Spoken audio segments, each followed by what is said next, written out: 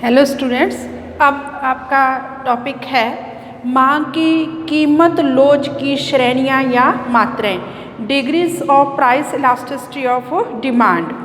तो इसमें किसी वस्तु की कीमत में परिवर्तन होने के फलस्वरूप मांग में कितना परिवर्तन होता है, थोड़ा परिवर्तन होता है, ज़्यादा परिवर्तन होता है, या कीमत के बराबर परिवर्तन होता है, या परिवर्तन नहीं होता। इस आधार पर मांग की कीमत लोच की 5 श्रेणियां हैं जिनका अब हम अध्ययन करेंगे।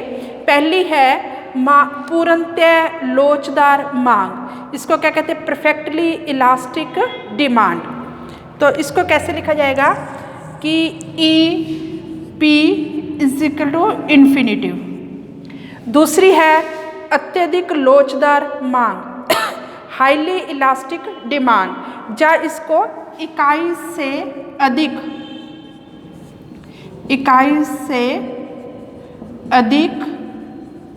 लोचदार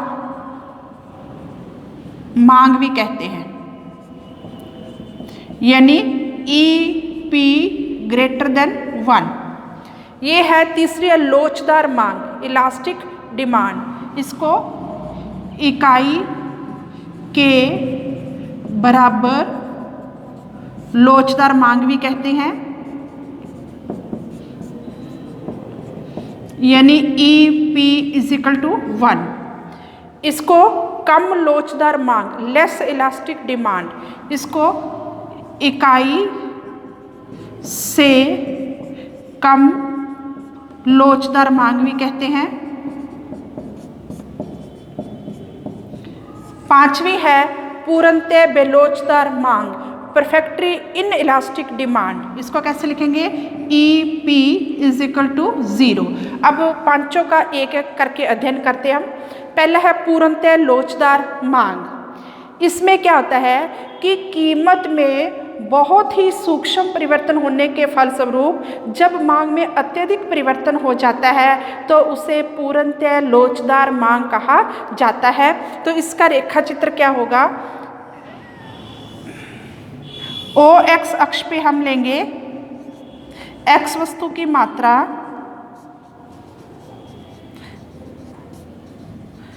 और ओ वाई पे लेंगे एक्स वस्तु की कीमत। इसमें जो मांग वक्र होता है वो ओ एक्स अक्ष के समानांतर होगा।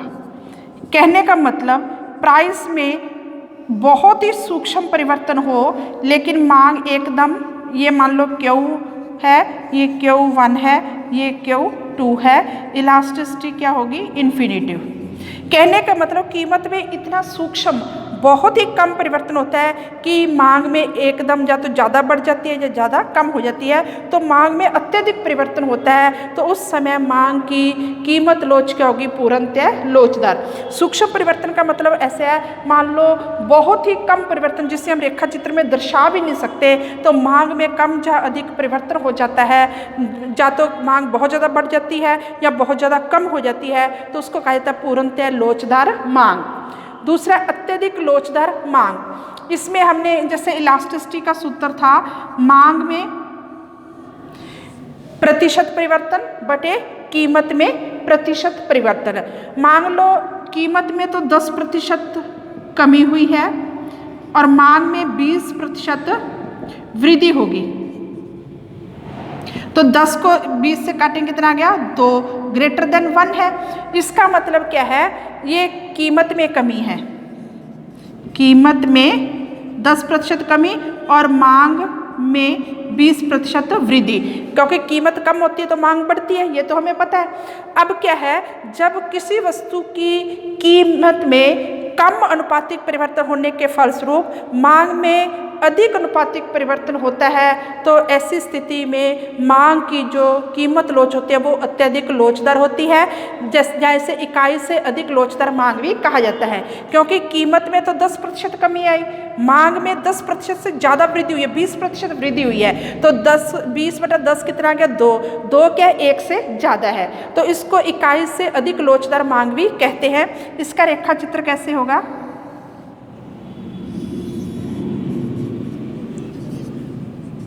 यहाँ पे हमने कीमत ली यहाँ पे मांग मात्रा, मांग। मान लो कीमत ये है और ये मांग है, ये QX है, ये प्राइस है। अब कीमत में क्या है, थोड़ी सी वृद्धि होगी लेकिन मांग में अत्यधिक कमी होगी।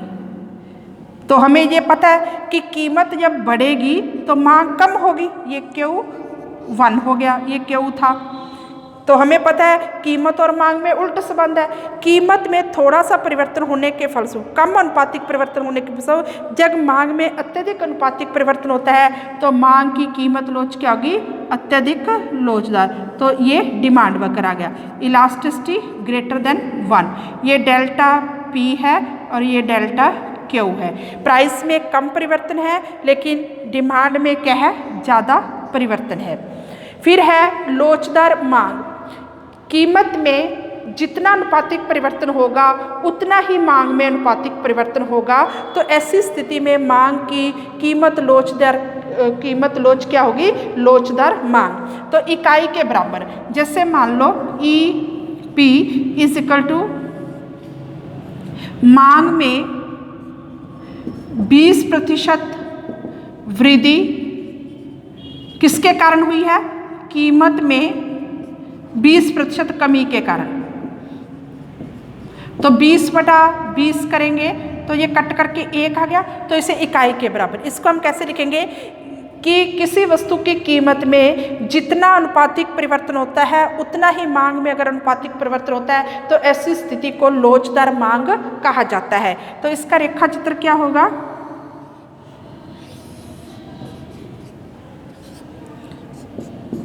यहाँ पे हमने ली कीमत OY अक्ष पर, यहाँ पे मांग मात्रा।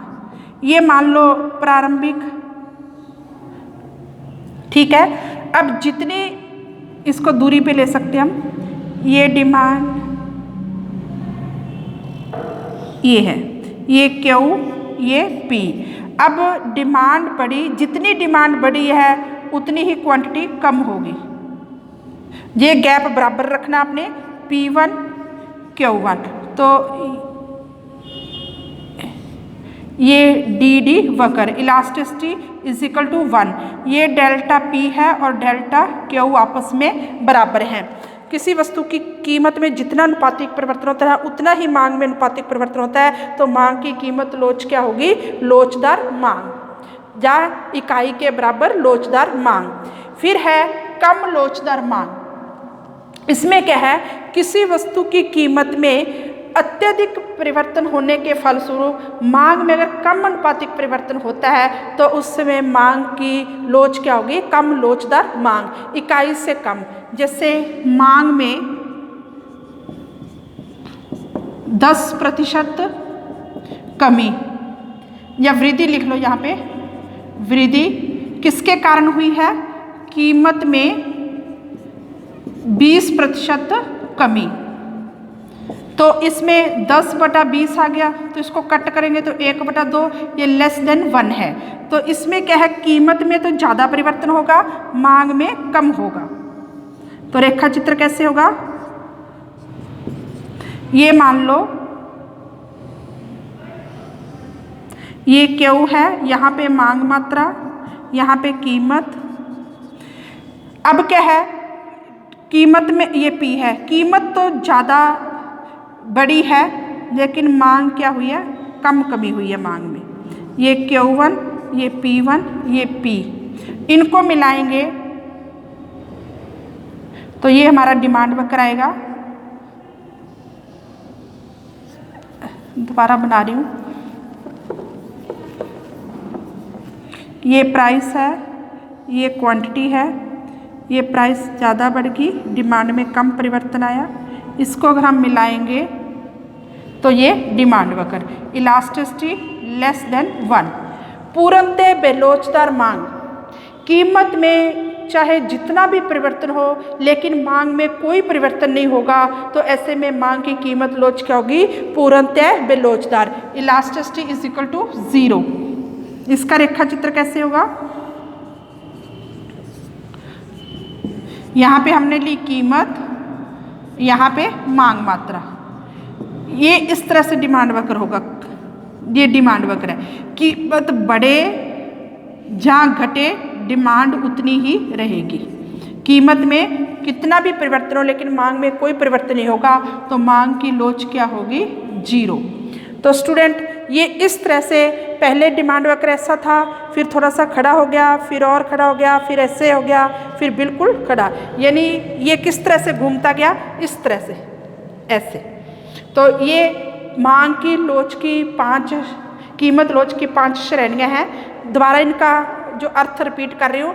पूर्णतः लोचदार मांग, जब किसी वस्तु की कीमत में बहुत ही कम परिवर्तन होने के फलस्वरूप मांग में बहुत ज़्यादा परिवर्तन हो जाता है तो मांग की कीमत लोच कहते हैं पूर्णतः लोचदार। फिर अत्यधिक लोचदार मांग, किसी वस्तु की कीमत में कम अनुपातिक परिवर्तन होने के फलस्वरूप मांग में अत्यधिक अनुपातिक परिवर्तन होता है तो मांग की कीमत लोच कहते हैं अत्यधिक लोचदार।